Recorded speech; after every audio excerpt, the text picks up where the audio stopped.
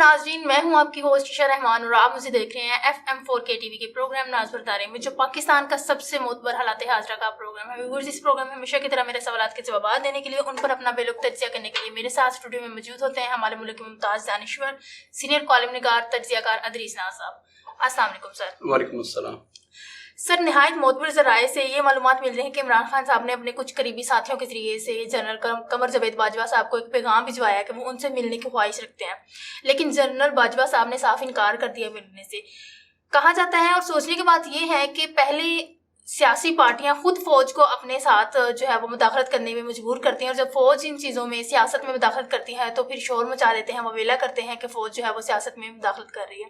کیا کہتے ہیں آپ اس کے بارے میں؟ عشاء، پہلی بات تو یہ کہ یہ مستند خبر ہے کہ عمران خان صاحب نے تین وقتوں میں، ان 2 ہفتوں میں 3 لوگ جنرل قمر جاوید باجوہ صاحب سے ملے اور انہوں نے درخواست کی ہے باجوہ صاحب سے کہ عمران خان صاحب آپ سے ملنا چاہتے ہیں، اس ملاقات کو انتہائی خفیہ رکھا جائے گا، اور دوسرا یہ بھی کہا ہے کہ دنیا کے کسی ملک میں بھی ایک دفعہ عمران خان صاحب سے آپ مل لیں، کچھ غلط فہمیاں جو پیدا ہوئی انہیں دور کرنا ہے۔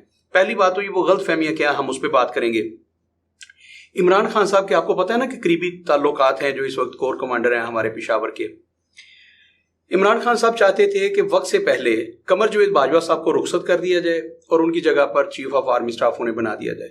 یہ عمران خان صاحب نے اس پہ پورا اپنا پیپر ورک کر لیا تھا، اور جس روز یہ سارا ہوا ہے، جس روز عمران خان صاحب کے خلاف تحریک عدم اعتماد پیش ہوئی ہے، زلفی بخاری صاحب نے اس بات کو مطلب انہوں نے دوستوں سے کر بھی دی تھی، یہ بات شیئر بھی کر دی۔ انہوں نے ایک سمری بھی بنا لی تھی، ایک آرڈرز بن گئے تھے جس پہ وزیر اعظم نے سائن کر دیے تھے، اور وہ قمر جاوید باجوہ صاحب کی تبدیلی تھی۔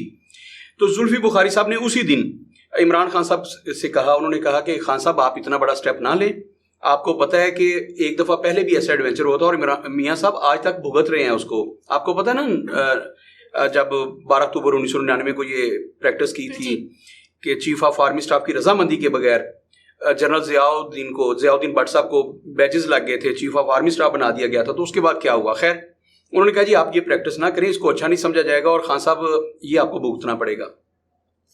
خان صاحب رک گئے، لیکن وہ شاید نہ رکتے اگر اس میں فوجی مداخلت نہ ہوتی۔ وہ بڑی وائرل ہوئی چیزیں کہ 2 ہیلی کاپٹر جو تھے وہ بنی گالہ چلے گئے، اور وہاں پہ یہ بھی خبریں آئیں کہ خان صاحب کو زد و کوب کیا گیا وغیرہ وغیرہ، لیکن جو کچھ بھی ہوا خان صاحب کو سختی سے منع کیا گیا کہ آپ کوئی ایسا ایڈونچر نہیں کریں گے، اور پھر یہ ہوا کہ خان صاحب کو تحریک عدم اعتماد کا سامنا کرنا پڑا اور انہیں گھر بھیج دیا گیا۔ اس کے بعد سے خان صاحب کے درمیان اور قمر جاوید باجوہ صاحب کے درمیان اختلافات بڑھتے گئے۔ اس کے بعد خان صاحب کے میڈیا سیل نے ایک تحریک چلائی باقاعدہ فوج کے خلاف اور بالخصوص قمر جاوید باجوہ صاحب کے خلاف، اور انہوں نے اپنی ابتدائی جو سپیچز تھیں ان میں بھی خان صاحب کا جو لب و لہجہ تھا قمر جاوید باجوہ صاحب کے حوالے سے مطلب وہ بڑا سخت تھا، اور یوں لگ رہا تھا جیسے عمران خان صاحب اب کبھی بھی قمر جاوید باجوہ صاحب کے ساتھ بیٹھنا پسند ہی نہیں کریں گے، کیونکہ اتنی دوری پیدا کر لی، ان کے رویے میں اتنی انانیت آ گئی تھی۔ وہ سمجھ رہے تھے کہ میں تو اس پاکستان کا سب سے پاپولر ترین لیڈر ہوں، مجھے تو ضرورت ہی نہیں ہے، مجھے تو عوام کی ضرورت ہے، اور عوام مجھے کندھوں پہ بٹھا کے اب 2 4 5 10 دن میں لے کے آئیں گے۔ لیکن یہاں پہ ایسا ہوتا نہیں۔ خان صاحب کی جو ریلیاں تھیں، ریلے تھے، جو لانگ مارچ تھے، وہ سارے کے سارے اس وجہ سے ناکام ہوئے کیونکہ ان کو کسی کی تائید اور نصرت حاصل نہیں تھی۔ وہ لوگ جو سچ مچ اس ملک میں جو حکومت چینج کرتے ہیں تو ان کی نصرت حاصل نہیں تھی، اور عمران خان صاحب کو اب اس بات کا پوری طرح سے ادراک ہو چکا ہے۔ ایک تو میں اپنی مرضی سے وہ چینج نہیں لا سکا، اور میں اب لا بھی نہیں سکتا، ظاہر ہے وہ حکومت میں نہیں ہے۔ اوپر سے فارن فنڈنگ کیس جو ہے، یہ دیکھیے کیسی صورتحال بنا دی گئی ہے کہ فارن فنڈنگ کیس کا جو ممنوع فنڈز تھے ان کا فیصلہ جو ہے وہ الیکشن کمیشن آف پاکستان نے محفوظ کر لیا ہے، اور خان صاحب کو یہ پیغام پہنچایا جا رہا ہے کہ آپ کو اور آپ کی پارٹی کو بین کر دیا جائے گا، کل عدم قرار دے دیں گے آپ کی پارٹی کو۔ یہ میسج ان تک پہنچا دیا مقتدر حلقوں نے۔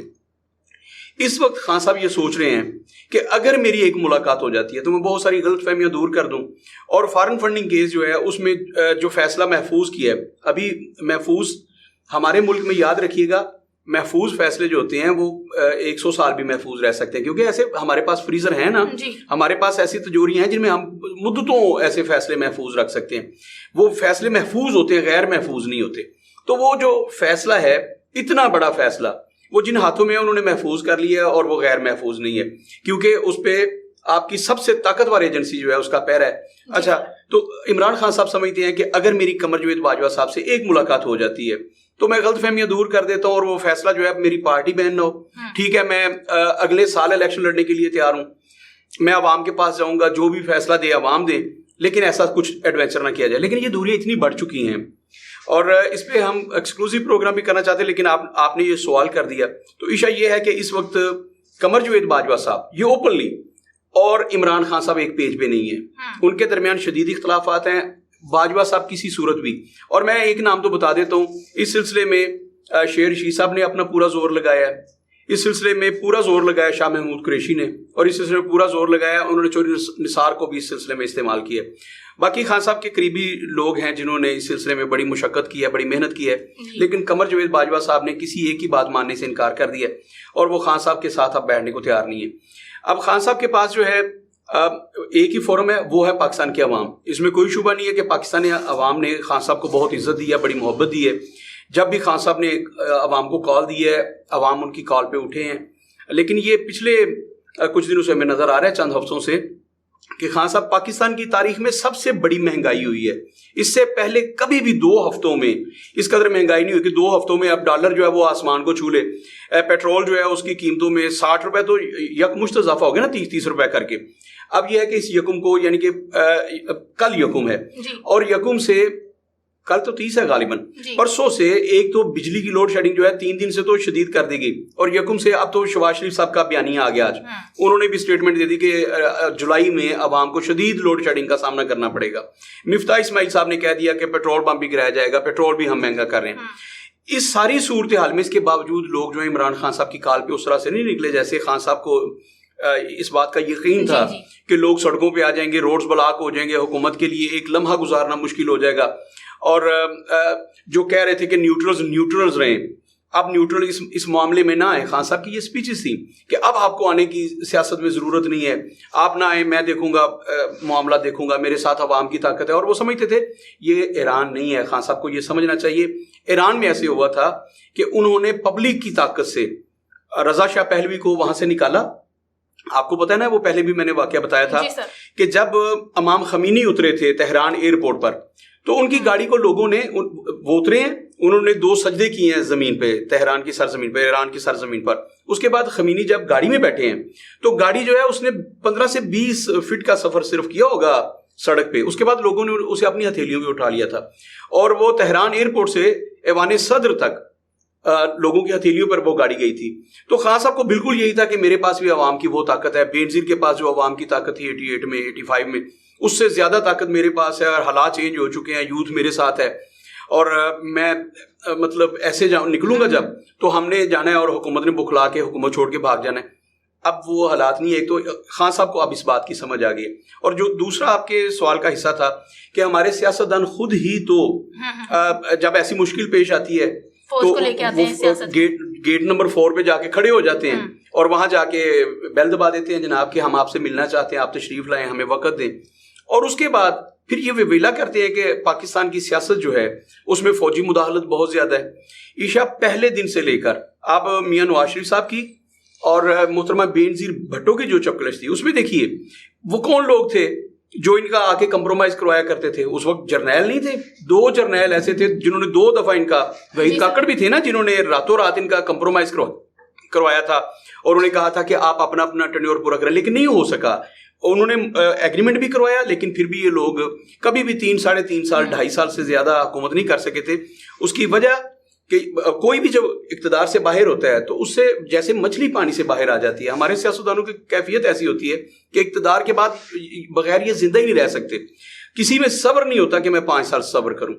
تو خیر ہم خود ہی تو آرمی کے پاس جاتے ہیں, انہیں کہتے ہیں کہ آ کے ہمارے معاملہ سیدھے کریں. جیسے میں نے بتایا کہ محترمہ بینظیر بھٹو اور نواز شریف صاحب بھی آرمی کو کال کیا کرتے تھے, انہیں کہا کرتے تھے کہ جناب آپ آئیں, جہانگیر کرامت اور وغیرہ وغیرہ, آپ آئیے, آصف کیا نام تھا ان کا, جنرل آصف نواز, ان کو بلایا کرتے تھے, آپ آئیں ہمارے معاملات کریں. اور اس کے بعد نتیجہ کیا نکلتا تھا؟ نتیجہ یہ نکلتا تھا کہ بعد میں جلسوں میں کہا کرتے تھے کہ جناب فوج مداخلت کرتی ہے. اب سیم یہی جو آپ نے کویسچن کیا کہ عمران خان صاحب اپنے قریبی ساتھیوں کے ذریعے بار بار 3 دفعہ تو ہمارے نوٹس میں ذرائع بتا رہے ہیں کہ بڑے ان کے قریبی جو ساتھی ہیں انہوں نے قمر جاوید باجوہ صاحب سے کہا ہے کہ عمران خان صاحب ہر طرح کے آپ کے تحفظات دور کرنے کے لیے تیار ہیں. یعنی کہ اتنی لچک آ گئی ہے خان صاحب سے.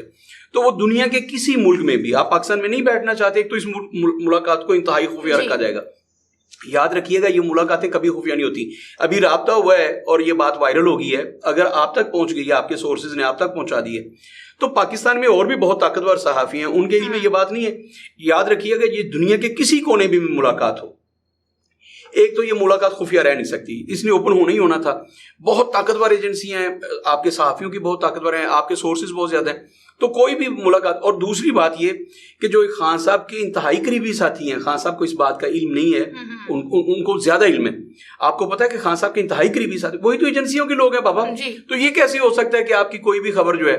اچھا, ایک پروگرام ہم کسی وقت کریں گے, خان صاحب کے گھر سے جو خفیہ کیمرے پکڑے گئے ایک خاص کمرے سے, اور خان صاحب جن کو لے کر بہت زیادہ پریشان ہیں. یاد رکھیے گا اس ملاقات میں وہ جو قمر جاوید باجوہ صاحب سے ملنا چاہتے ہوں, وہ ویڈیوز بھی ہیں مبینہ طور پر جو بنائی گئی ہیں, اور خان صاحب سمجھتے ہیں کہ اگر وہ ویڈیوز وائرل ہو جاتی ہیں تو ان کی سیاسی ساکھ کو اور ان کے کریکٹر کو ایک شدید دھچکا لگے گا.